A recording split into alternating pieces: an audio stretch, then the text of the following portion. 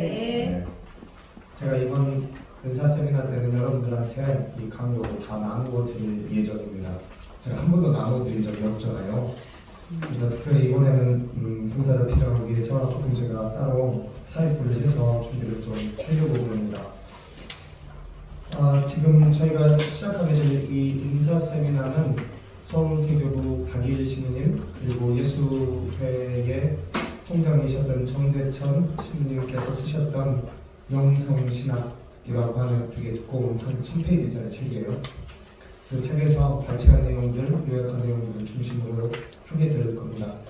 그래서 특별히 이 영성신학 안에서 이 은사에 대해서 어떻게 설명하고 있는지 이런 내용들을 일단 기본적으로 좀 설명을 드릴까 해요. 여러분들이 이 은사 세미나에서 어떤 기대를 가지고 오셨을지 모르겠어요. 아니면 어떤 imagination, 뭔가 여기서 우리가 뭔가 막 신명 기도를 연습하고 무슨 뭐 치유의 은사를 뭐 여기서 막 받고 이런 것들을 생각하고 오셨다면 조금 다를 수 있어요. 그런 부분들도 차차 앞으로 이제 몇 주간이 지나면서 하게 되겠지만 그보다 더 중요한 게 오늘 이 첫 번째 강의라는 생각이 듭니다. 그래서 일부러 첫 번째 강의를 자세하게 다 타입해서 써왔습니다.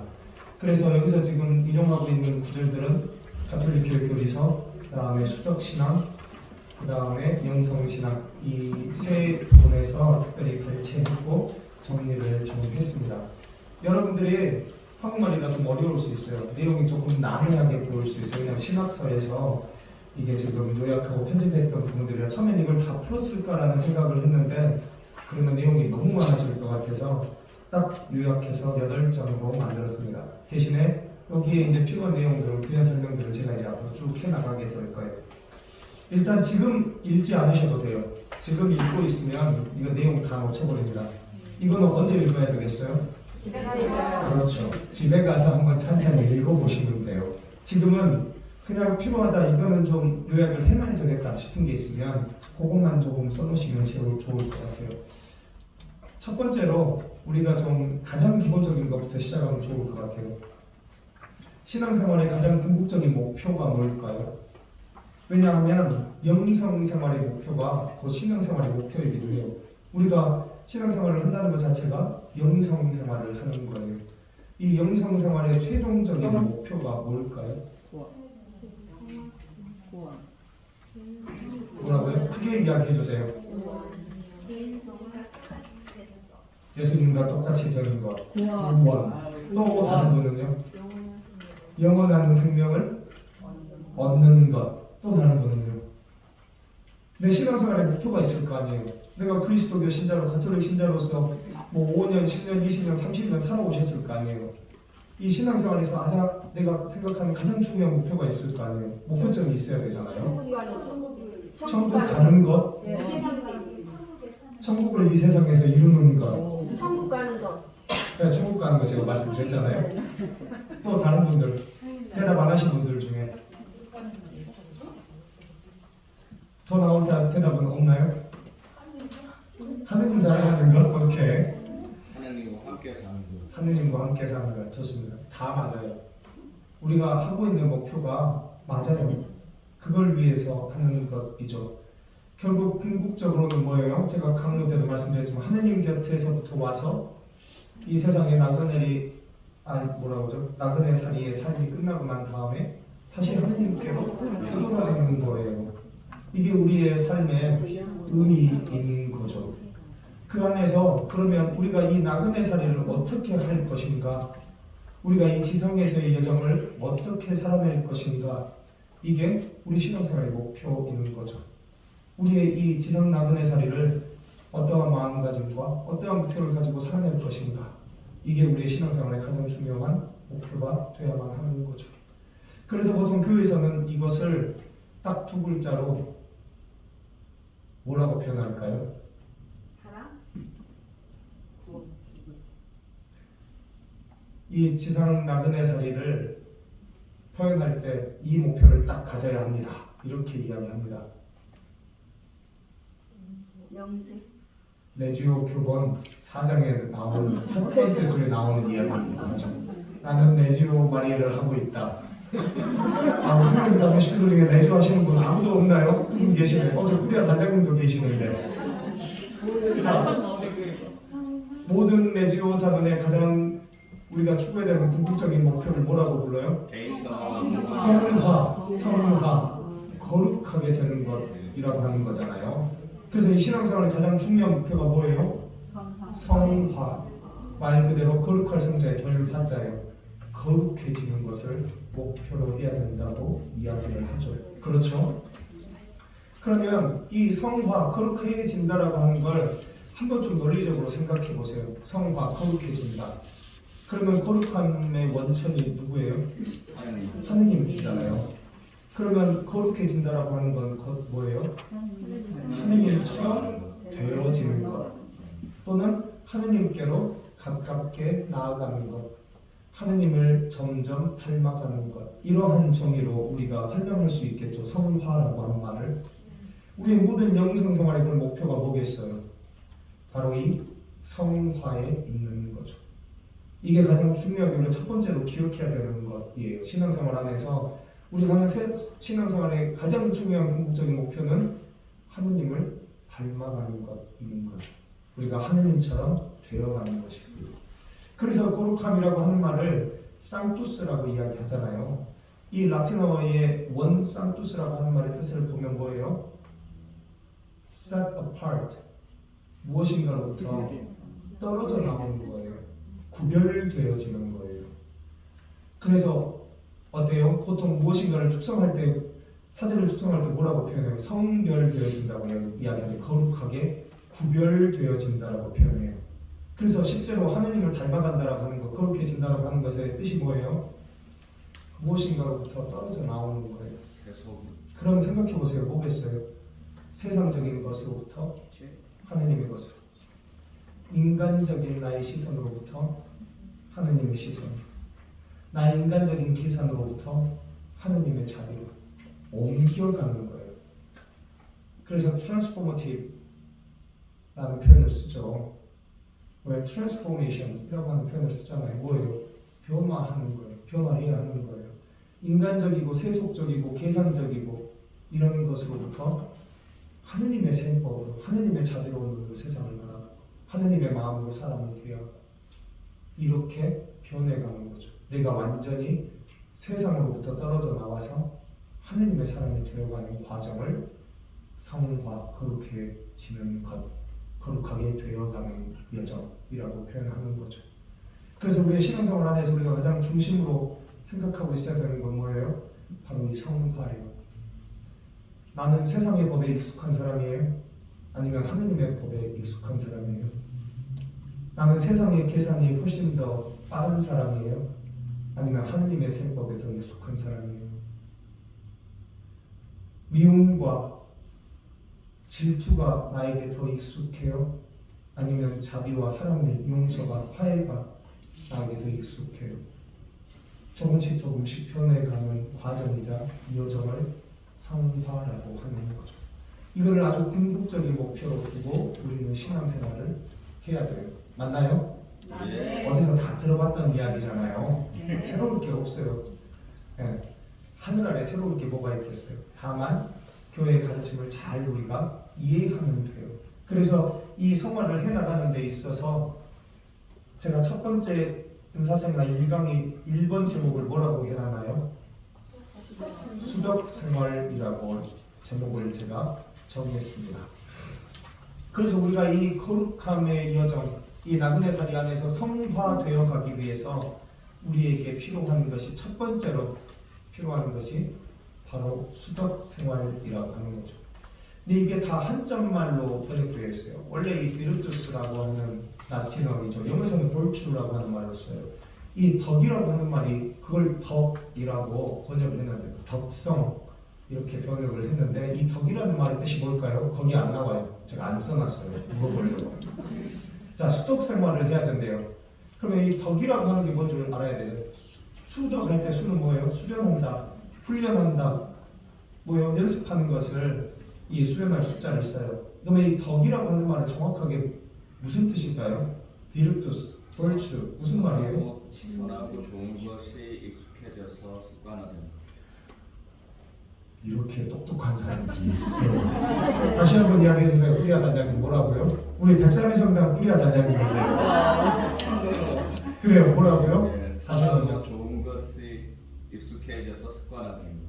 무슨 말이야? 좋은 습관이에요. 쉽게 이야기하면. 비르투스라고 하는 라틴어의 원뜻이 뭐예요? 달라붙다예요. 뭐가 찰싹 내 몸에 달라붙는 거예요. 뭐예요? 선하고 좋은 습관이 어때요? 이게 내 것이 되는 거죠. 내 것이 되어진. 그래서 완전히 나의 페르소나, 나의 퍼스널리티에 완전히 와서 내 것으로 흡수되면 그것을 덕이라고 이야기해요. 그게 비르투스, 버추라고 하는 말의 라틴어의 원뜻이에요. 달라붙는 거예요. 내 것이 되는 거예요. 완전히 내가 내면화되는 거죠. 그 좋은 습관이. 그래서 이 영성생활 안에서 거룩해지기 위해서 우리가 첫 번째로 해야 되는 것은 수덕 생활이에요. 덕을 수련하는 거예요. 그냥 한자말 그대로 풀어보면요. 좋은 습관, 선한 것들을 계속 수련해서 이것이 완전히 나의 것이 되도록 그렇게 내 삶 안에서 연습해갈 필요가 있다라고 이야기하는 거죠. 그래서 이 수덕신학은 실제로 어디에서 발전했겠어요? 중세시대 수도원에서부터 발전하죠. 수도 생활을 하는 사람들이 이 수도 생활을 수도라고도 부르지만 수덕 생활이라고도 불렀어요.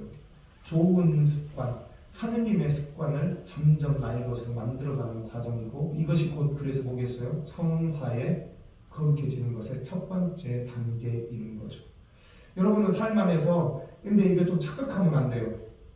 좋은 습관이라고 해서 일찍 일어나는 거, 삼시세끼 잘 챙겨 먹고 건강한 거 먹는 거, 빨래 같은 거 게으름 피우지 않고 그때그때 하는 거 이런 거겠어요? 여기서 이야기하는 좋은 습관이라고 하는 게 뭐겠어요? 그렇죠. 기도 생활이라든지 매일 미사를 참석한다든지 성경 말씀 묵상을 매일 시간을 내서 한다든지 뭐겠어요? 이 선한 것이라고 하는 게 뭐예요? 내가 하느님께로 나를 더 가깝게 나아가도록 이끌어주는 좋은 습관이에요. 무슨 말인지 아세요? 그래서 수독 생활을 해야 된다고 해서 아침에 6시에 그냥 맞춰놓고 일찍 일어나면 되는 문제가 아니라고요. 자기 전에 밀린 빨래 다 하고 자는 게 좋은 습관이 아닌 거예요. 이 수덕 생활이라고 이야기할 때에 이 수덕이라고 하는 말은 나를 온전히 하느님께로 더 나아갈 수 있도록 이끌어주는 좋은 습관, 그 선한 것들이 나의 것이 될 때까지 이것을 끊임없이 해나가는 거죠. 이게 가장 중요한 첫 번째로 우리가 거룩해지기 위해서 해야 되는 것인 거죠. 우리의 신앙생활 안에서 지금 내가 하고 있는 수덕 생활이 뭐가 있지? 한번 좀 잠깐 떠올려 보세요. 나는 오늘, 나는 어제 어떤 좋은 수덕 생활을 했나요? 내가 매일 훈련하고 노력하고 있는, 연습하고 있는 그러한 좋은 덕을 함양하는, 한국말로 하면 그러한 것들을 하고 있나요? 이게 첫 번째로 우리가 해야 될 첫 번째 스텝인 거죠. 근데 되게 많은 날 우리 안 해요. 그렇잖아요. 그냥 주어진 거 하기도 급급해. 또 삶은 언제나 바쁘잖아요. 말씀드렸잖아요. 5살 먹은 아이도 내일 하느님 곁으로 돌아가실 어르신도 바쁘시다니까요. 오늘은. 그래서 항상 내일로 미뤄놓잖아요. 그렇잖아요. 내 삶 안에서 내가 나를 하느님께로 조금 더 나아갈 수 있도록, 나를 하느님께로 갈 수 있도록 도와주는 좋은 수덕 생활, 수덕 생활, 이것들을 우리가 좀 가질 필요가 있어요. 그래서 보면 이 수덕 생활의 역할이 뭐라고 이야기해요? 자기 결점들과 불완전함에서 해방되어서 점차 그리스도적인 덕행을 갖고 내적이고 또 외적으로 접하는 장애물들을 내가 인식하고 발견하고 제거하고 숭고한 모범의 덕행을 본받고자 노력하고 그리고 성령의 은사들을 가꾸고 은총의 작은 암시에도 순명할 수 있는 놀라운 민감하게 깨어있는 마음을 얻고자 노력하고 하늘에 계신 아버지께 날마다 가까이 나아가는 방법을 연구하는 것들인 거죠. 이러한 것들이 수덕 생활의 모체인 거죠. 이해가 되세요? 네.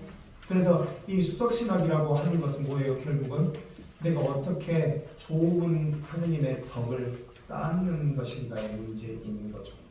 그래서 이것들이 내 삶 안에 수련되어지면서 궁극적으로 무엇을 향해서 나가요? 성녀 테레사가 쓴 글 중에 책 중에 되게 유명한 책 있잖아요. 뭐예요?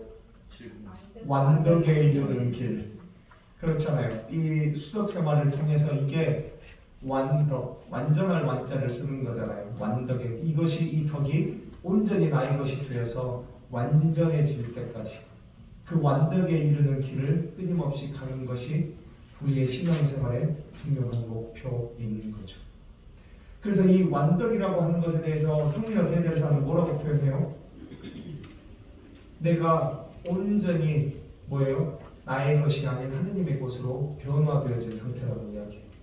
내 안에 모든 것이 하느님께서 나에게 주신 것이고 다시 하느님께서 가져가셔도 아무렇지도 않을 내 자신이 내 온 존재로 하느님께로부터 왔음을 내가 완전히 자각하는 상태라고 이야기해요. 그래서 이 완덕이라고 하는 건 그래서 뭐예요? 좋은 덕성이 쌓이는 것뿐만이 아니고 완전해져서 이제 내가 하는 그 모든 행위가 뭐가 돼요? 하느님의 일이 되고 하느님의 대업을 과업을 이루는 도구가 되어지는 단계에 이르는 거죠. 그래서 내 삶의 모든 존재와 시간이 하느님께로 봉헌되어지는 삶, 이게 완덕에 이르는 길이라고 성녀 대대사가 이야기합니다. 수덕생활의 그래서 목표는 그 완덕에 이르는 거예요. 그래서 우리의 삶 안에서 우리가 이 좋은 덕을 함양하기 위해서 지금 수련하고 있는 좋은 것들이 필요해요. 이것들을 좀 기억할 수 있으면 좋겠어요. 그래서 이 수덕생활을 제가 제일 첫 번째 부분에 놓았습니다. 그런데 이 덕을 내가 함양한다, 내가 수련하고 연습할 때 이게 단순히 내 힘만으로 되나요? 아니요. 이때 필요한 게 뭐예요? 성령님의 하느님의 은총이 필요하죠. 그리고 실제로 어때요? 내가 하느님께로 온전히 나아가고자 내가 노력하고 있는 나의 삶의 시간과 과정의 어려움들 안에서 성령 하느님이 도우시죠. 이끌죠. 그 안에서 당신이 온전히 당신의 현존의 빛을 드러내 보여주시죠. 왜냐고요? 내가 온전히 하느님께 나아가고자 끊임없이 희망하고 노력하고 있으니까요. 그래서 이런 것들을 뭐라고 표현해요? 조력 은총이라고 표현해요. 이제 여기 안에 읽어보시면 나오는 내용이에요. 내가 온전히 하느님께로 가고자 하는 내 노력과 원의가 있을 때 이 안에 성령 하느님의 은총이 스며들어오고 함께 좋은 시너지를 내는 거죠.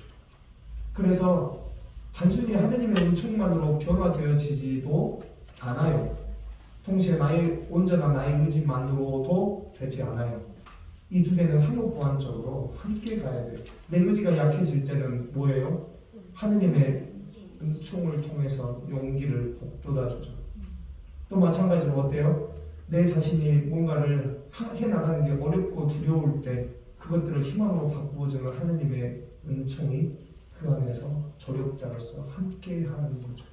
그래서 이 조력 은총을 통해서 수독생활이 성장해 나가는 거죠.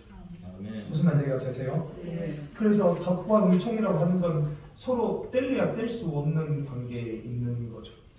나의 선한 의지와 나의 원의와 하느님의 은총이 항상 분리되거나 완전히 구별되어지지 않아요.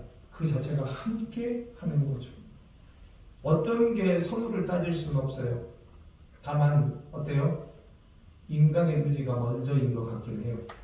왜냐하면 아무리 하느님의 선하신 은총이 이 세상에 또는 나의 삶에 매일매일의 삶에 충만하더라도 그것을 내가 하려고 하는 의지, 받으려고 하는 의지, 그것을 살아내려고 하는 열정이 없으면 어때요? 다 스쳐 지나가요. 그냥 그렇잖아요.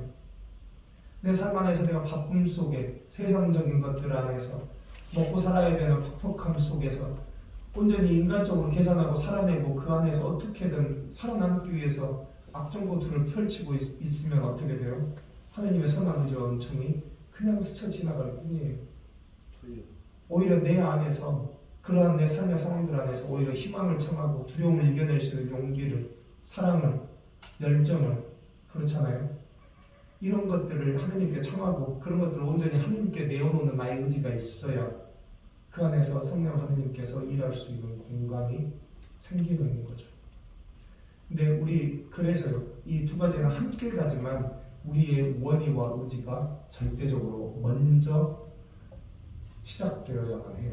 그리고 그 안에서 하느님의 선한 의지와 은총이 스며들어오고 이런 것들이 함께 큰 폭발력을 만들면서 시너지를 낼 수 있게 돼요. 그래서요, 이 완벽에 이르는 길에 있어서 우리에게 정말로 필요한 것들이 뭐예요? 나의 의지가 먼저예요.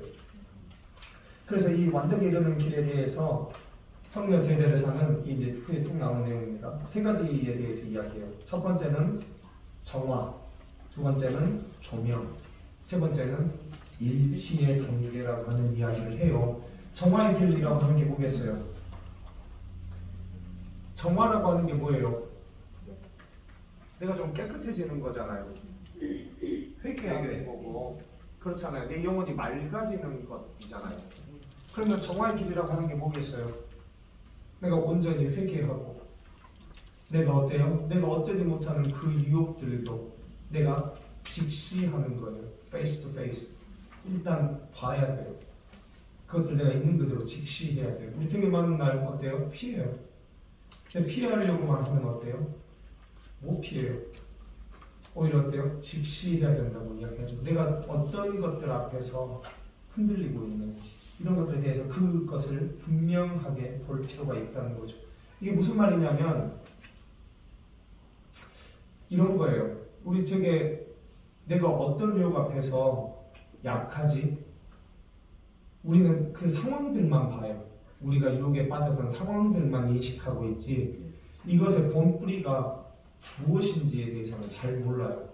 그래서 이 원래 내 안에 있는 약함이라든지 내가 가지고 있는 어려움이라든지 이런 것들이 유혹 앞에서 흔들리는 것이거든요. 근데 이 유혹이라고 하는 게 매번 똑같은 사람, 똑같은 상황에서 벌어지지 않아요.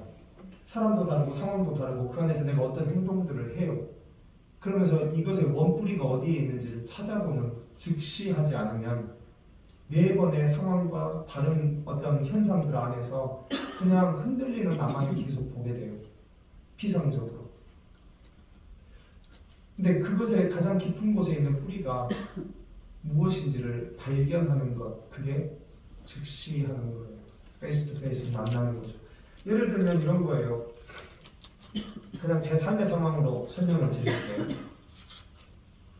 제가 미국에 사돈의 팔촌이 없어요. 완전히 혈연이 아니신 엉뚱해요. 아무도 없어요. 희석된 사람이 내 주변에. 친구가 되고 나서 미국 성당에 살고 마돈나 성당 떠나고 나서 전화번호 바꾸고 한국 사람들 전혀 안 만나고 살았잖아요. 처음에 메이플드 성당 가니까 신분지도 모르더라고요. 제가 7년 만에 메이플드 가니까. 그냥 제가 한국 사람들 사이에서 얼굴 두들리고 이러진 않았으니까요. 전혀. 미국 성당에 살 때 땡스기빙이 됐어요. 다들 사람들 집에 가잖아요. 그래서 사제관에서 그냥 냉장고에 있는 파스타 그냥 꺼내서 마이크로웨이브에 돌려가지고 땡스기빙 날 저녁에 그걸 먹으면서 제가 핸드폰을 꺼내서 이렇게 밥을 이렇게 먹으면서 보면서 누구한테 지금 전화를 해야 시간을 같이 보낼 수 있지? 이렇게 하더라고요. 제가 누군가한테 누가 지금 이 시간에 혼자 있을 사람이지? 목사님들한테 전화해요. 어차피 방에 불 꺼진 방에 누가 기다려주는 사람 없는데 빨리 들어가면 괜히 혼자 있는 게 좀 그래서 그냥 밤에 늦게까지 일해요. 그래서 시간을 빠듯하게 채워요. 15시간, 6시간 정도를 일할 수 있게. 그래서 계속 일을 해요. 밤 12시까지. 그리고 그냥 들어가면 팍 쓰러져 자고 다음 아침 6시 땡하면 일어나서 다음 일과를 시작하는 이거를 계속 하고 있는 거예요. 제가. 내가 그냥 단순히 워크홀릭이어서 그럴까? 처음에는 그냥 당연히 그냥 그렇게 열심히 그냥 사는 거야, 좋은 거야 라고 내 자신한테 이야기하면서 그거를 계속 그렇게 했어요. 어느 날 제 영적 지도신님이 그러더라고요. 그 모든 것에는 다 이유가 있어. 같은 이유일지도 몰라. 그 가장 깊은 곳에 있는 게 뭔지를 네가 발견하는 것이 필요해. 이런 이야기를 하시더라고요. 내 안에 있는 가장 큰 약함이 제가 어쩌지 못하는 것이 내 자신에게도 외로움이더라고요. 사람마다 다 달라요. 그게 뭔지는. 제가 식으로 살면서 느끼는 가장 큰 저에게 있는 가장 큰 약함으로 다가오는 게 외로움인 것 같아요. 그래서 이것이 상황, 사람, 모든 것 안에서 어떠한 유혹거리가 시간이 지나면 돼요. 그때마다 내가 잘못된 선택을 하고 넘어지고 죄를 짓고 실패하고 모두 다 다르지만 그 모든 것의 원뿌리가 나에게 있어서 가장 내가 조심스럽게 다뤄야 하는 내 안에 있는 약함이 외로움이더라고요. 그래서 그렇다면 이 외로움이라고 하는 걸 어떻게 해야 하지? 없애달라고 기도해봤는데 안 되더라고요. 없애주지 않으세요.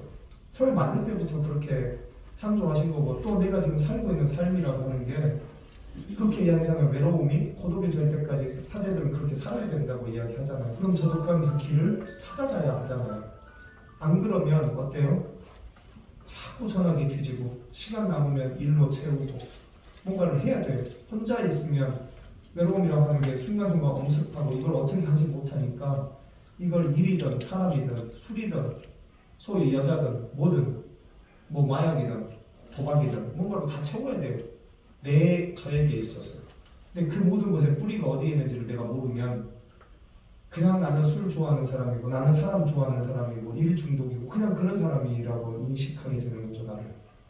그래서 즉시한다라고 하는 건 그 깊은 곳에 있는 나의 약함을 있는 그대로 바라보고 깨닫는 것이기도 해요. 삶 안에서. 사람마다 다 달라요. 모두 다가 각자가 살아오는 시간과 삶의 과정들, 지금 나에게 처해 있는 상황에 따라서 나에게 다가오는 유혹거리는 다 사람마다 달라요. 누구나. 다만 제가 이것을 그렇구나. 내가 외로움을 느끼고 싶어 하지 않구나. 내가 외롭다라고 하는 그 감정에 대해서 되게 두려워하는구나. 라고 내가 깨닫게 됐을 때 내 자신한테 했던 질문이 두 번째가 그거였어요. 그럼 어떻게 해야 하지? 그리고 제가 신부가 된 두 번째 해 크리스마스가 됐는데 사람들이 25일날 미사 얼마나 24일, 25일 막 바빠요. 막 미사 많고 막 엄청나게 많이 옵니다. 사람들이. 그리고 나서 딱 12시 미사가 25일날 끝나고 1시 반, 2시가 돼서 성당 문을 닫으면 개미새끼 한 마리 없어요. 건당 신부님들도 다 집에 가세요. 혼자 있는데 바늘 떨어지는 소리 들린다 그러죠. 진짜로 그 성당 주차장에서 사슴이 한 마리 이렇게 지나가는 또각또각 거리는 소리가 방에서 들릴 정도로 고요해져요. 그런 순간에 찾아와요. 두려움으로 내 자신에게. 그래서 그때 제 자신한테 물어봤어요. 내가 지금 있어야 되는 가장 올바른 자리가 어디인가? 그래서 감실 앞으로 갔어요. 성당 문 열고 문 잠그고 그리고 감실 앞에서 처음으로 내가 지금껏 살아온 시간에서 미국에 와서 내가 신부가 되고 살았던 1년의 시간까지를 되돌아보게 됐어요. 그리고 얼마나 많은 순간에 하느님께서 내가 넘어질세라 떠받치고 이끌고 끌고 오셨는지 어렵게 그 시간들을 좀 되돌아보는 그러한 감실 앞에서의 기도였어요. 그리고 그 안에서 그렇구나. 나에게 있어서 외로움이라고 하는 게 내가 사제로 사는 삶의 숙명이라면 운명이라면 이것을 내가 내놓을 수 있는 곳은 하느님 앞이겠구나. 그래서 내가 외롭다라고 느끼는 순간에 두려워하기보다는 그냥 기도해요. 하느님 저 외로워요. 그냥 제 옆에 지금 조금만 같이 있어줘요. 그냥 아주 짧은 기도 한마디여도 돼요. 거창하고 그럴듯한 우리 성령기도의 식구들이 잘하는 그 5분짜리 기도를 해야 되는 게 아니라고요. 그냥 지금의 내 마음의 상태를 있는 그대로 정확하게 즉시하고 그리고 나의 지금의 그 상태를 있는 그대로 하느님께 봉헌하는 거예요. 없애달라고 기도하는 게 아니더라고요. 그냥 인정하는 거예요. 지금의 나를. 그리고 그것을 하느님한테 채워달라고 그렇게 기도해요. 그리고 외로움을 두려움으로 느끼기보다는 그때부터 이제 내가 기도할 시간이 됐으므로 인식하기 시작하게 됐어요. 내가 외롭다고 느끼는 순간 이건 약간 알람 같은 거예요. 저한테 이제 기도할 때가 된 거죠. 이제 성밀도를 피워들 시간이 되는 거죠.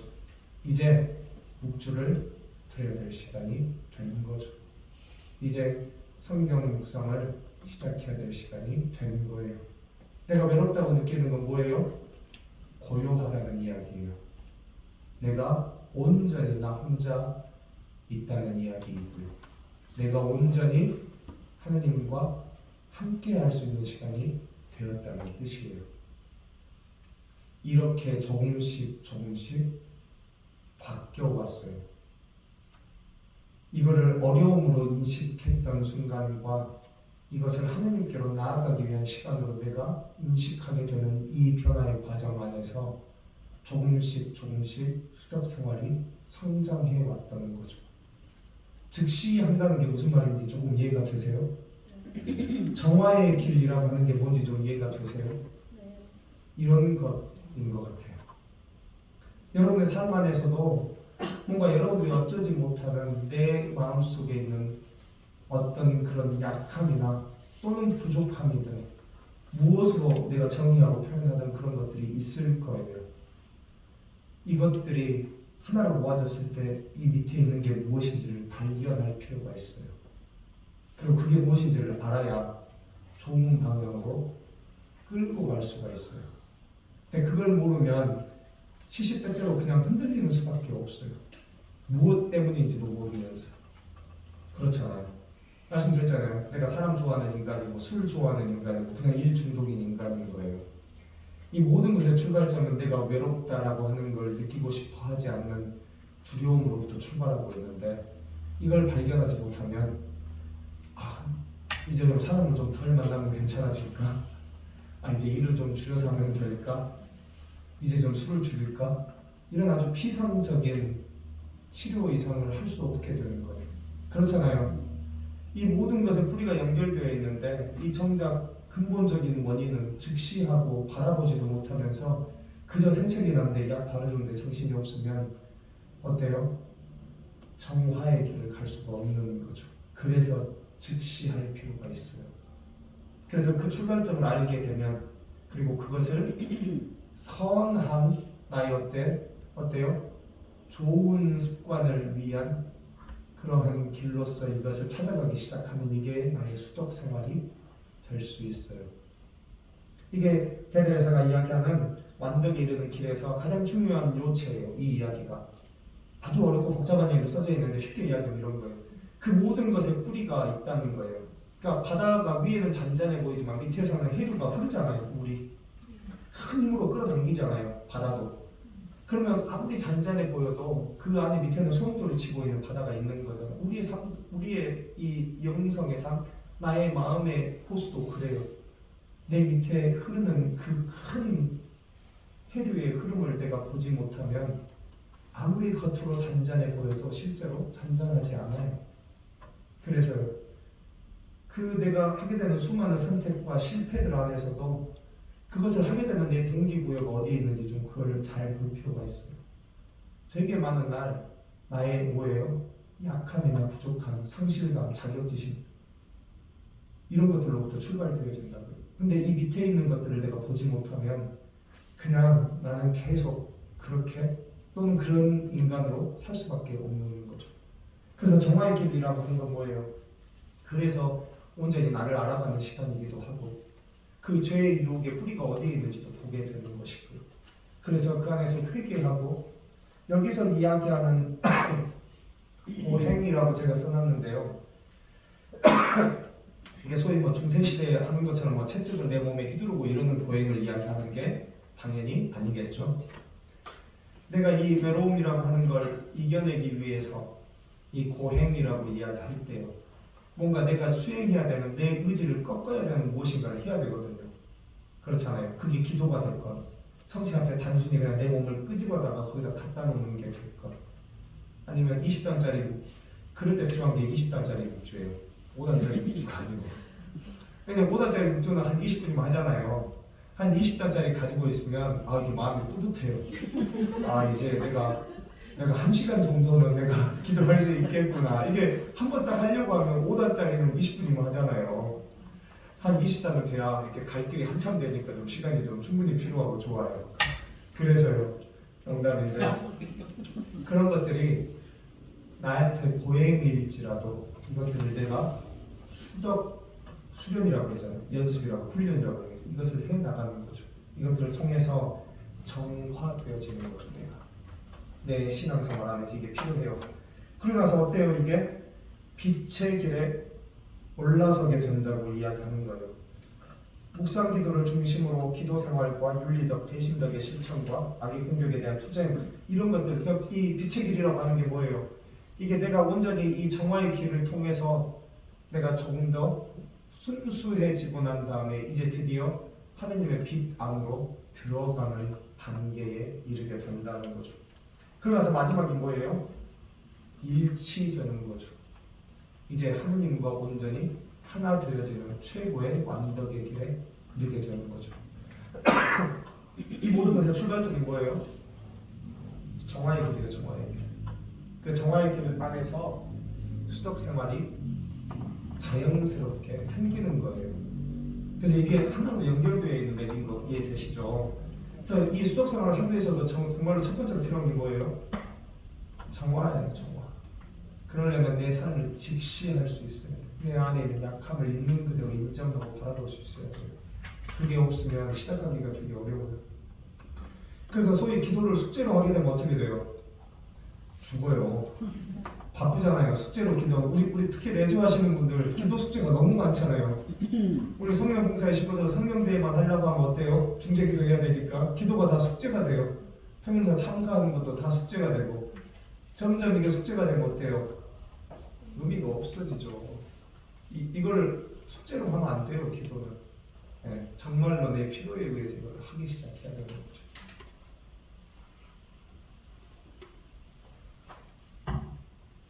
자, 여기에 보면 몇 가지 우리가 좀 알아야 될 단어가 있어요. 대신덕이 뭐예요? 대신덕. 우리 관장님은 하지 마시고 거기 다 하실 것 같아요. 믿음 소망. 대신덕이 뭐예요? 믿음 소망. 대신덕. 신덕 망덕. 저 답을 다 가르쳐줘도 왜 사람들이 아무도 이렇게 주소 담는 사람이 없어? 믿음, 소망, 사랑이잖아요. 대신덕이라고 하는 게 세 가지예요. 세 가지. 믿음, 소망, 사랑. 무슨 말인지 가르쳐주세요. 네. 그래서 이 빛의 길에 이르는 것은 기도 생활 안에서 뭐예요? 하느님에 대한 믿음, 사랑, 희망 이것을 갖게 되는 것이라는 거죠. 무슨 말인지 가르쳐주세요. 예. 그래서 이것을 통해서 앞으로 나아가게 되는데 이런 것들을 통칭해서 소위 관상기도라고 불러요. 가르멜 제소교라든지 프란치스코 사회라든지 소위 사람들이 그런 이야기 한다며요. 성령기도회는 초급 단계의 영성생활의 시작이고 그래서 성령기도회 좀 하다가 어느 정도 내가 좀 짬밥이 되고 이제 영성생활 좀 했다 그러면 그 다음에 제소교로 가야 된다며요. 그럼 무슨 말도 안 되는 이야기를. 그리고 제소교회 가면 이제 관상기도를 막 멋들어지게 이렇게 해야 뭐가 이게 기도 단계가 높아진 것이냐? 그렇지 않아요. 전혀 그렇지 않아요. 관상기도를 한다고 해서 그러면 암송기도나 이런 것들을 소홀히 하거나 또는 그거를 하찮게 여겨도 되는 게 아니에요. 그리고 관상기도를 한다라고 하는 게 단순하게 나는 지금부터 관상기도를 할 거야. 그리고 십자가만 뚫어지게 쳐다보고 있으면 되는 게 아니에요. 그럼 어떻게 되는지 아세요? 좀 있으면 꾹꾹꾹꾹 절아요. 그렇잖아요. 관상기도라고 하는 게 단순하게 그렇게 구별해서 이게 더 높은 기도, 이게 더 이렇지 않아요. 이게 단계 안에서 암송기도도 그러면 관상기도가 될 수 있을까요? 네. 그럼요. 성경 묵상이 관상이 될 수 있을까요? 그럼요. 이냐시오 영신 수련이라고 하는 게 뭐예요? 가장 기본이 뭐예요? 성경 묵상이에요. 렉시오 디비나는요, 거룩한 독서는요. 관상기도의 소위 최고봉이라고 이야기하는 게 렉시오 디비나하고 이냐시오 영신 수련 아니에요. 소위 그래서 그거 하면 마치 뭐나 되는 것처럼 시리시리하고 하면 그것의 다 출발점 가장 중심에 있는 게 뭐예요? 성경 묵상이에요. 묵상기도예요. 묵상기도. 여기서 지금 묵상기도라고 써져 있는 거 이거 성경 묵상이에요. 다 성경 묵상이 그 출발점에 있는 거고 이것이 자연스럽게 익숙해지기 시작하고 이게 성장하기 시작하면서 자연스럽게 관상으로 넘어갈 수 있게 돼요. 그래서 암송기도도 마찬가지예요. 우리가 하고 있는 암송기도를 한번 생각해 보세요. 성모성. 내가 정말로 마음을 모아서 성모성을 하면서 관상기도로 넘어갈 수 있어요. 주님의 기도도 마찬가지예요. 내가 눈을 감고 성모성을 할 때 정말 어떤 마음으로 이 한 단어 한 단어 한숨 한숨 내가 정성껏 모아서 하면서 어느 순간 이게 성모님의 마음을 내가 어느 순간 만나게 되고 성모님의 복되심이라고 하는 게 단순히 세상적인 화려함이나 유명세가 아니라 그 안에 고통과 헌신과 눈물이 녹아있는 그 안에서 복되시다라고 하는 것의 의미를 내가 깨닫기 시작하면 그 기도 안에서 그 자체가 관상기도예요. 그렇잖아요. 복되시다는 그 복되라는 말 안에 어떠한 뜻이 들어있는지에 대해서 내가 머리로가 아니고 마음으로 공감하기 시작하면 그 단계에 들어서기 시작하면 그게 관상기도예요. 그래서 되게 그냥 그런 분들을 비하하는 거 아니에요. 그분들도 다 열심히 하세요. 잘하시고 지금 이야기하고 있는 건 이 영성 신학에서의 원리라고 하는 거죠. 그 어떤 기도도 관상으로 넘어갈 수 있어요. 관상이라고 하는 것 이게 보통 뭐예요? 바라본다 이런 뜻이거든요. 관상이라고 하는 말 자체가 그렇잖아요. 마주 보는 거예요. 바라보는 거예요. 눈을 맞춘다 이런 뜻으로 그냥 해석할 수 있는 말이에요. 그래서 관상기도라고 하는 게 뭐예요? 결국은 내가 하느님의 마음을 공감하고 그 안에서 하느님이 이루셨던 일들을 내가 내 삶의 것으로 가지고 들어오기 시작하고 그렇잖아요. 제가 아까 이야기드렸죠. 복되신 동정녀 할 때 이 복되다고 하는 말 안에 그녀의 정말로 인생에 수많은 희노애락이 녹아있는 복되심이잖아요. 생각해봐요. 성모님의 삶으로 다 우리가 설명 안 해도 알잖아요. 시도 모르는 애 배가지고 그렇잖아요. 심지어는 죽을 고비를 넘겨요. 처음에 그렇잖아요. 돌에 맞아 죽어야 맞아요. 그렇잖아요. 가늠한 여인 어떻게 해야 돼요? 시장통 한가운데가 부르다가 돌을 쳐주게 해줘. 사형이에요. 사형. 그렇잖아요. 그러고 난 다음에 어때요? 또 남편 먼저 여의고 그때 당시 이스라엘 사람들 안에서 여인의 목소리를 대변해 줄 수 있는 사람은 남자가 딱 2명이에요. 첫 번째 남자는 누구예요? 남편. 내 편은 아니지만 그래도 남편. 두 번째가요? 아들. 근데 남편이 죽고 나서 아들이 그러면 내 모든 송사를 나의 억울함을 그렇잖아요. 대변해줘야 될 아들이 어때요? 30살 먹어서 미쳐서 나가버리잖아요. 아들 노릇을 안 해줘요. 그렇잖아요.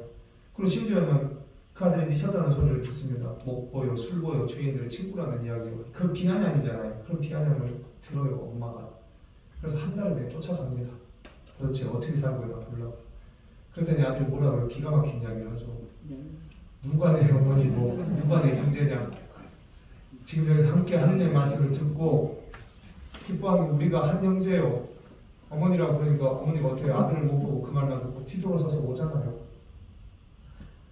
그러고 나서 아들이 죽게 생겼다고 그래가지고 예루살렘까지 또 쫓아가요. 그리고 결국 어때요? 십자가에서 죽은 아들을 하염없이 바라만 보고 있다가 정말로 아무것도 어떻게 할 수 없는 무력감 속에서 그 죽은 아들을 품에 안잖아요. 그 어떻게 복되셔요? 그걸 어떻게 우리 복되신 성모여라고 이야기해요?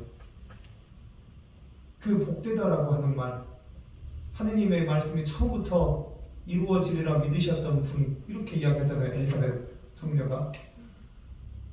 그래서 복되십니다라고 이야기해요. 우리가 외우고 있는 성모성, 이게 성경의 구절이잖아요. 은총이 가득하신 마리아에 기뻐하소서. 주님의 어머니께서 저에게 오시다니요. 당신의 여인의 목소리를 듣자마자 내 태중의 아이가 뛰놀았습니다. 세례자 요한이 뛰놀았다. 이렇게 하면서 엘리사벳이 노래를 하잖아요. 이 성모성의 내용 마니피카 쭉 나오잖아요. 이 안에서 우리가 그 복되시다고 하는 의미를 마음으로 느끼기 시작하면 그게 관상기도예요. 뭔가 대단하게 눈 감고 이런 게 아니라 그래서요, 그 어떤 기도도 관성 기도가 될 수 있어요.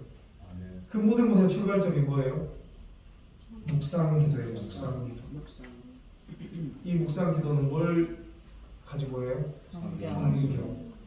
그렇죠.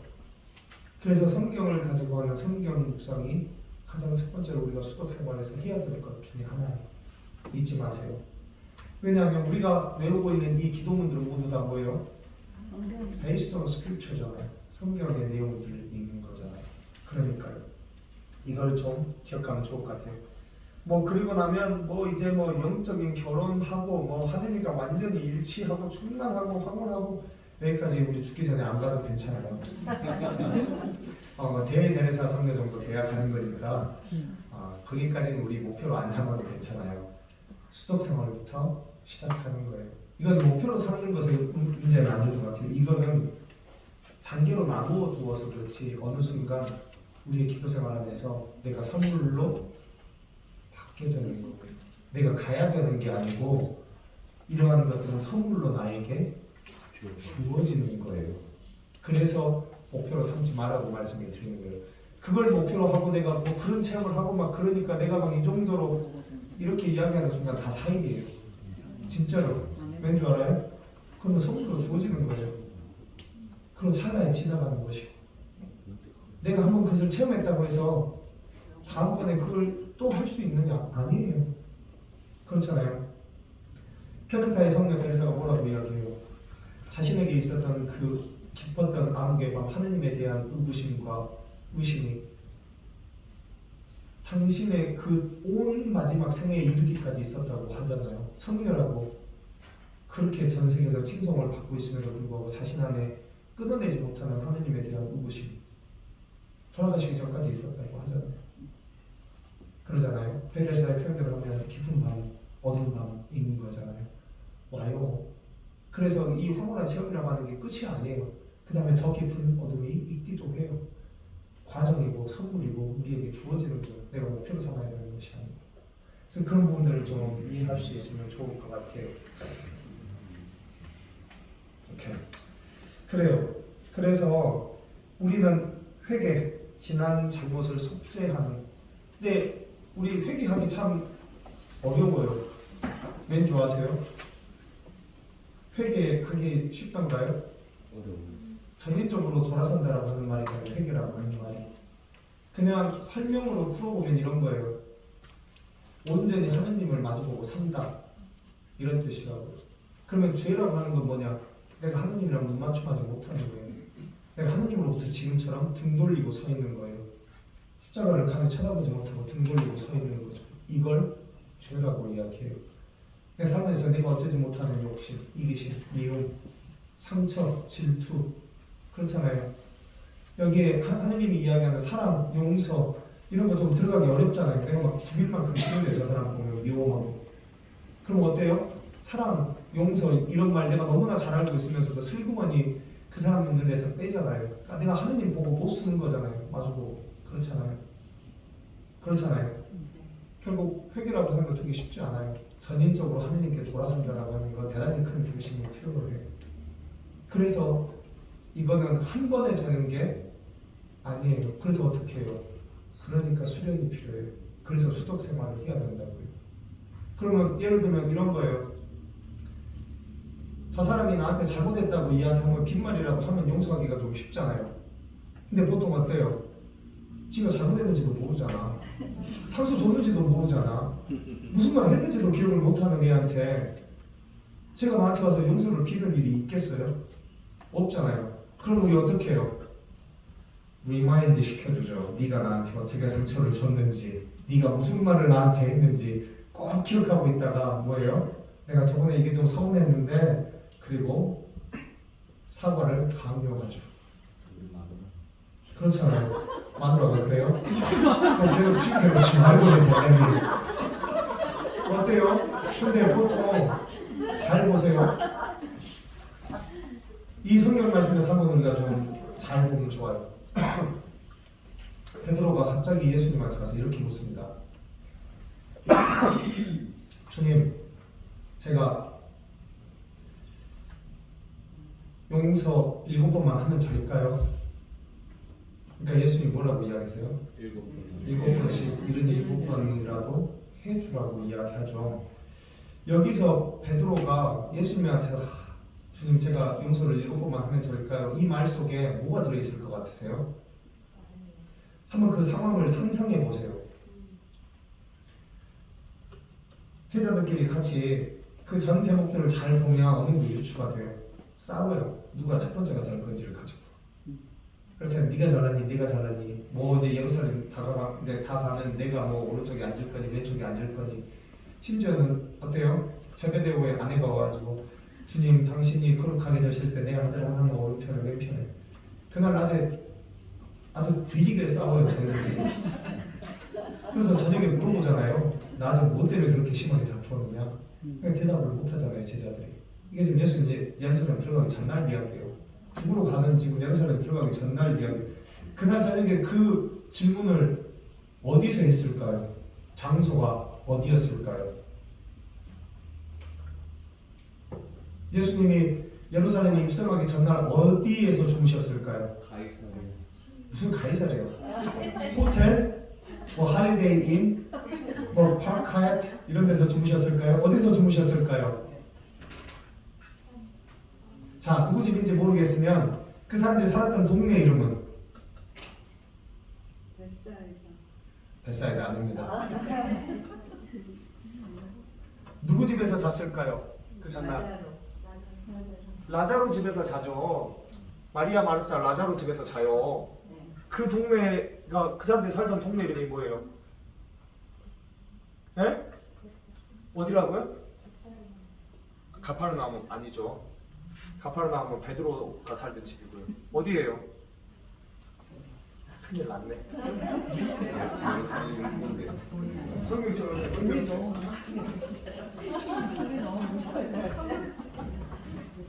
베타니아죠. 베타니아. 아 마리아가 그랬어요. 지금 저한테 베타니아한테 말하면 또 틀리면 어쩌지? 말을 해야죠. 예수님이 예루살렘 가시기 전날 항상 베다니아 교회에서 주무셨대요. 베다니아 교회. 저 앞에도 있던데 베다니아 교회. 그 베타니죠, 베타니. 그래서 아마 예루살렘 가시게 되면 그 성전 어디 키드론 밸리 골짜기 넘어서 반대쪽으로 올라가면 주님 눈물 성당이 있고 겟세마니 동산 있고 그 제일 언덕 위에 있는 동네가 어디예요? 베타니아잖아요. 그 동네에 마리아 마르타 살죠. 자, 어찌됐건 그래서 어때요? 베드로가 옆에 있는 제자들이 자기가 무슨 말 해서 나한테 상처 줬는지 몰라. 쟤들끼리 그냥 희망만 해가지고 맨날 네가 잘났니 내가 잘났니 하고 싸워. 예수님한테서 물어봅니다. 제가 7번만 용서하면 될까요? 저 화상들을. 자, 여기서 중요한 건 뭐예요? 그들이 베드로에게 와서 용서를 청하지 않았어요. 그들은 자신들이 죄를 짓고 난 다음에 죄를 지었는지 몰라요. 예수님이 십자가에서 돌아가시면서 저들을 용서해 주십시오 라면서 뭐라고 하세요? 저들은 자기가 무슨 일을 하고 있는지 모릅니다라고 이야기하잖아요. 그런데 그들을 용서해 주십시오라고 기도하잖아요. 베드로도 마찬가지예요. 걔들이 나한테 용서해달라고 했으면 예수님한테 와서 내가 7번만 용서하면 되겠냐고 묻겠어요. 그냥 넘어가 주겠지. 어차피 화상인데 자기가 잘못했는지도 몰라요. 용서도 바라지 않아. 나는 막 내 안에서 화가 나. 그러니까 예수님한테서 물어봐요. 내가 7번만 용서하면 되겠냐고. 예수님 그러니까 7번씩 7번이라고. 77 곱하기 7은 몇이에요? 530. 77이 49인데 이게 6으로 끝나겠어요? 539번이죠. 539번만 용서하게요. 우리는 540번은 하지 맙시다. 539번만 용서하면 되겠죠. 뭐예요? 언니. 아니 우리는 539번만 할 거라니까요. 540번은 하지 말자고요. 안 할 거예요. 나는 540번을 안 할 거예요. 539번까지만 할 거예요. 예수님 말씀대로. 뭐예요? 나에게 용서를 청한 사람들을 용서해 주는 게 아니에요. 심지어는 자신이 나에게 상처 주고 잘못했다라고 하는 걸 모르는 그 사람을 용서하는 거예요. 그래서 주님의 기도에 뭐라고 나와요? 오늘 저희에게 일용할 양식을 주시고 그 다음에 뭐라고 해요? 저희에게 잘못한 일을 저희가 용서하오니 그러니 저희의 죄도 용서해 주시고 이렇게 나오잖아요. 여기서 이야기하고 있는 주님의 기도에서 우리가 하고 있는 게 뭐예요? 결국은 저 사람이 나한테 잘못했다고 사과를 하지 않아요. 그런데 저 사람의 죄를 용서해요 내가. 그러니 나의 죄도 용서해 주십시오라고 기도하는 거잖아요. 주님의 기도에 우리 다들 알고 있는 내용이잖아요. 새롭지 않죠? 이게 지금 새롭게 들리면 답답한 거야. 한참 가야 되는 거야. 무슨 과상기도야. 한마디 한마디 한숨 한숨 한 땀 한 땀 이 기도 안에 들어있다니까요. 무슨 말인지 되세요? 결국 우리가 다른 사람의 죄를 용서하는 이유가 뭐예요? 그래야 내 죄도 용서받을 수 있다고요.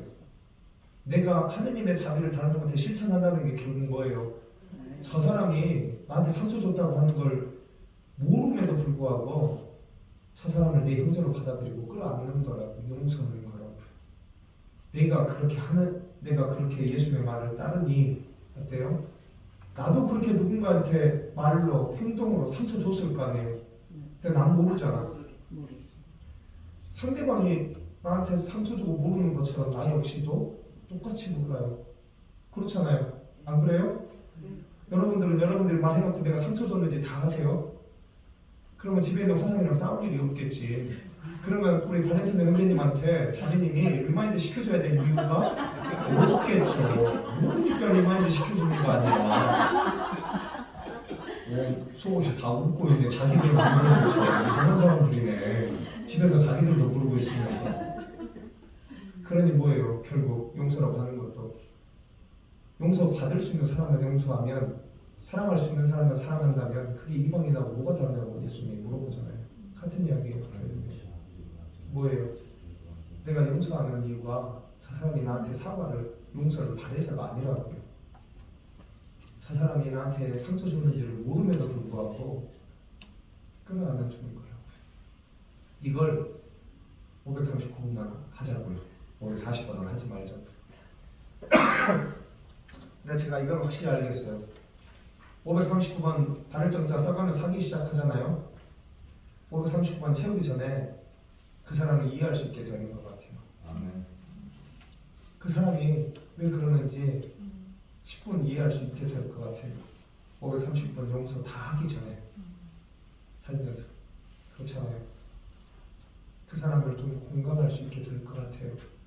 그렇게 용서하고 다시 사랑하고 하다 보면 어느 순간 연민도 불쌍한 감정도 들고 그를 조금 더 이해하고 끌어안아 줄 수 있게 될 거예요. 530번까지 가기 전에.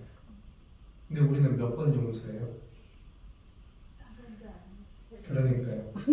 우리 그런 것들을 좀 기억할 필요가 있어요. 우리한테 필요한 회개라고 하는 건 그런 걸 수 있어요. 내 안에 있는 완고함을 내려놓는 것일 수 있다고. 내 안에 굳어있는 나의 마음을 조금 풀어내는 것일 수도 있어요. 회개라고 하는 게. 전인적으로 하느님께 돌아선다라고 하는 게 정말로 필요해요. 회개라고 하는 게 저도 필요하고요.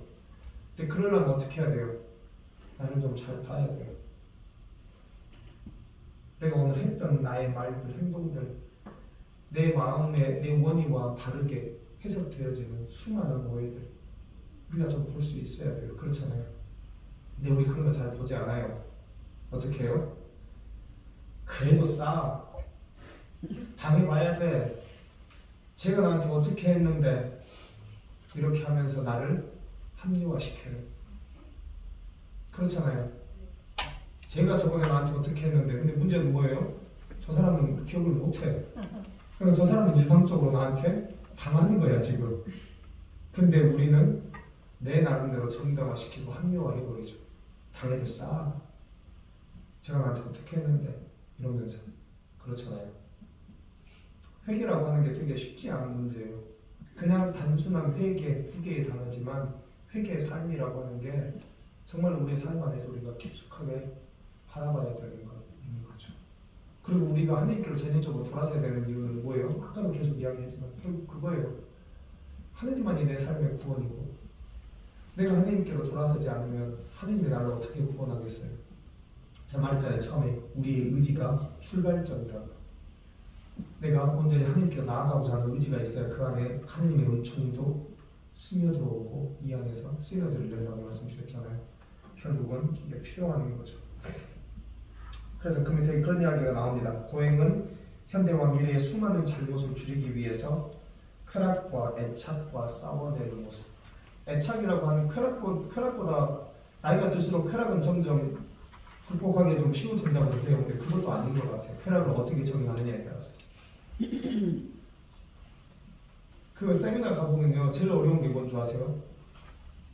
제가 세미나 할 때 제일 어렵게 생각하고 제일 머리 무거운 게 저는 되게 깜짝 놀라면서도 이거예요. 뭘 것 같으세요? 세미나 갈 때마다 제가 제일 힘들어하는 거. 네? 알고 계시네. 걷는 사람만 알아. 핸드폰 내놓으라고 하면 죽는 줄 알아요. 그렇잖아요. 이거 하느님이잖아요. 내 손 안에 있는 하느님 아니에요? 나의 모든 시간을 책임져 주잖아요. 나의 모든 엔터테인먼트를 책임져 주고 심지어 이게 있으면 남편도 없어도 괜찮잖아요. 이제는 TV도 없어도 되잖아요. 이게 하느님이잖아요. 그런데 세미나 가서 이거 내놓으라고 하면 어떻게 되는 줄 아세요? 애들만 저는 처음에 그런 줄 알았어요.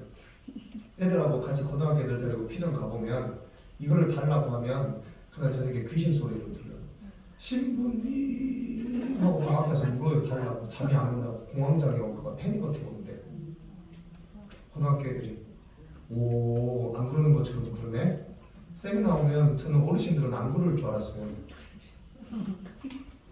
어른들도 똑같아. 애나 어른이나 이거 없으면 죽는 줄 알아요.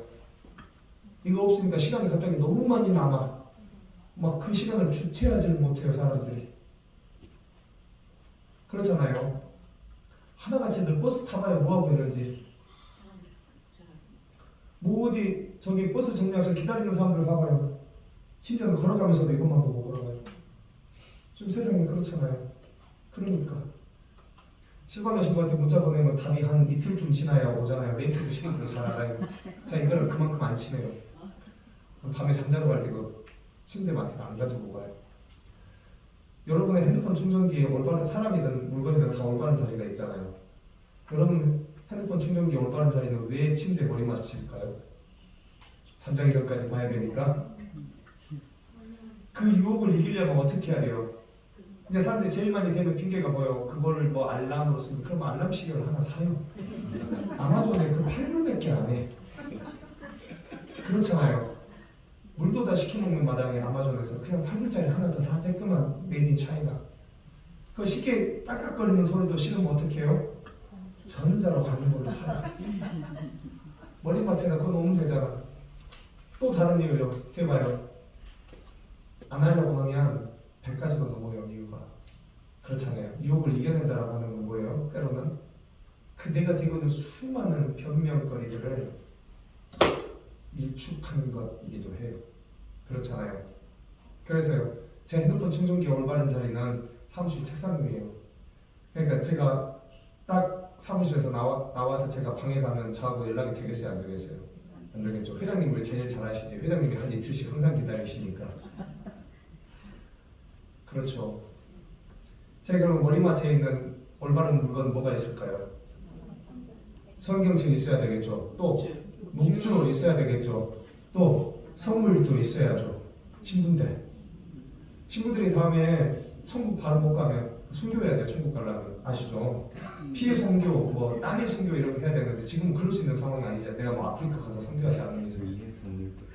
그러면 그 이제 전부 다 그러면 어디 가야 돼요? 연옥 가야 되잖아요. 신부나 주교나 교황님이나 다 똑같은 잠벌 해야 그 뭐죠? 보석해야 된대요. 신부돼서 살면서 안 하면 그 선물도 전부 다 해야 된대요. 그러니까 못하면 천국 못 간대요. 그래서 열심히 해요. 천국 가기 전에 연옥에서 조금만 하려고. 무슨 말이에요? 조금 정말로 내 삶의 자리에서 내가 수도 생활을 한다라고 하는 거, 완독으로 나아간다고 하면 유혹이 될 만한 것들을 잘 가려서 내 삶의 자리에서 안전한 자리에다 놓는 지혜가 필요해요. 그렇잖아요. 유혹이라고 하는 게 이걸 편리하고 좋아요. 정말 수많은 좋은 이유가 있어요. 핸드폰을 가까이 해야 돼. 그렇잖아요. 동시에 뭐예요? 이걸 내가 절제하지 못하면 그렇잖아요. 그러면서 좋은 것보다 나쁜 게 더 많아지기 시작하면 어떻게 해야 돼요? 그때는 그것을 잘 사용하는 지혜가 필요한데 쉽지 않아요. 우리에게 있어서. 그렇잖아요. 수덕이라고 하는 게 우리의 삶 안으로 가지고 들어오는 그런 것에서부터 시작일 수 있어요. 아마 유튜브 보는 시간 1시간만 주셔도 다 천국 갈걸? 매일 그 핸드폰 들여다보면서 유튜브 보고 있는 시간에서 거기 좋은 신부님들 강의가 얼마나 많은데요. 얼마나 듣는데요 그 강의. 솔직히 그거보다 다른 거 보면서 보내는 시간이 더 많잖아요. 뭐 아줌마들이 제일 좋아하는 뭐 매일 본다는 게 미시 USA 이거 보는 시간만 좀 줄여도 천국 가니까 천국 가. 제발 좀. 그렇잖아요. 그러니까 수도원에 데려다 놓고 핸드폰 딱 뺏어놓고 있어보라고 하면 어른들도 너무 생소해 하세요. 그거 없이 뭔가 시간이 남으면 옆에 사람들하고 이야기해야 되거든요. 어색해. 이야기하는 것도. 친한 사람들하고 하는 건 괜찮은데. 근데 점점 그것을 다 핸드폰이 대체하고 있는 거예요. 그 안에 이게 유혹이 되기 시작한다면 한번 좀 잘 생각해 봐야 돼요. 그래서 뭐예요? 투쟁이라고 하는 단어들이 그래서 영성신학에서 등장해요. 투쟁 싸워야 된다고 이야기하는 거죠. 유혹에 대한 싸움들. 이 유혹이라고 하는 게 다 뭐예요? 악의 세력의 공격이라고 이야기해요. 영성신학에서. 이게 단순하게 뭐 악마가 있냐 없냐 사탄이 있냐 없냐 이런 문제가 아니에요. 예를 들어서 나를 악한 길로 끌고 가고자 하는 악한 영의 움직임이 있다고 해요. 이제 인야주 영성실현의 표현대로 한다면 식별의 이제 디설먼트에 따른다고 하면 그러면 악한 영이 나를 끌고 가려고 할 때 내가 악마야 라고 딱 내 본 모습을 보여주고 내가 접근하면 그 사람이 깜짝 놀라서 도망갈 거 아니에요.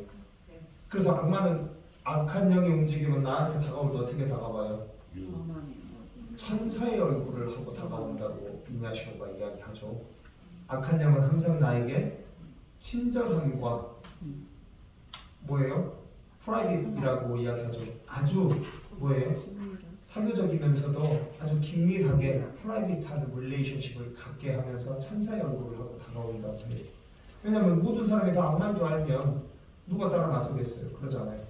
처음에 다들 천사의 얼굴로 다가온다고 이야기하죠. 그리고 보통 야 이렇게 해라고 이야기할 때 이거 죄인데 이러면 사람들이 잘 안 하려고 할 거 아니에요. 그러니까 처음부터 악마들이 꼬드길 때 어떻게 꼬드기겠어요? 이게 괜찮아, 편해, 좋아, 한번 써봐 이런 식이라고 이야기를 할 때 그렇잖아요. 아니 예를 들면 야 불륜이야 그럼 죄인 줄 알잖아요. 뭐 이렇게 막 마음에 죄의식이 막 먼저 출발할 거 아니에요. 막 훔쳐 도둑질인지 알잖아요. 가슴 콩닥콩닥하고 누가 볼까봐 그렇잖아요. 이런 거 시키면 안 한다고요. 그냥 간편하고 편리하고 좋고 야 이번 한 번만 네가 눈 감으면 이번에 조금 편하게 넘어가고 수많은 가지 이유를 대면서 내 삶을 더 마치 편안하고 순리대로 흘러가게 해줄 것처럼 다가오는 거죠. 원래 악한 영의 움직임이라고 하는 게. 그래서 두 개 식별하기가 쉽지 않아요. 그래서 어때요? 잘 식별한다고 하는 건 뭐예요? 즉시 하는 게 필요하다고요. 잘 꿰뚫어 볼 수 있으려면 그러면 뭐가 필요해요? 지혜가 있어야 돼요. 지혜의 은사가 필요한 거죠. 그래서 제가 용어에서 제일 마지막에 조금 써놨습니다. 관상이란 하느님을 단순하고 다정하게 바라보는 것입니다.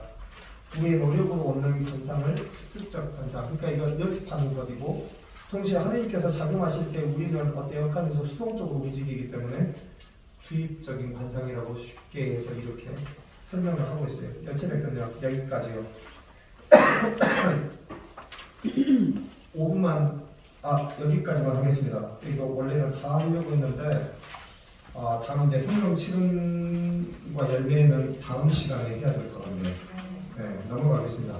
오늘은 여기까지만 강의를 나눌 거고요. 9시 무조건 끝내기로 했으니까